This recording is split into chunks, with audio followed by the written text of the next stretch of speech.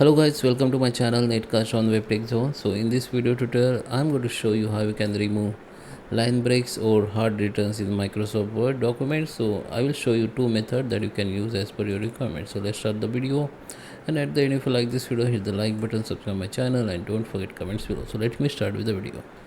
Okay, so here you can see I am on my Word, and here you can see some line breaks. So if you want to make it proper paragraph, there is a two methods I will show you. So first, what we can do, you can enter the Control plus H to replace and find option, or you can go here in home, and under the home you can go to the find and go to the advanced find options, come to the replace, and here we need to find, under the find we need to write that caret and P, and here we need to give the one space in replace with, we need to give one space, then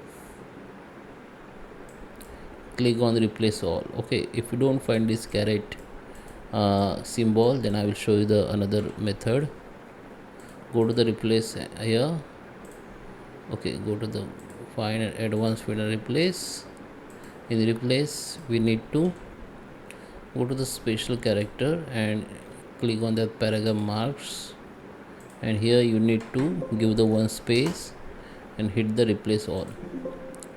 Now you can see all paragraphs that line break has been removed.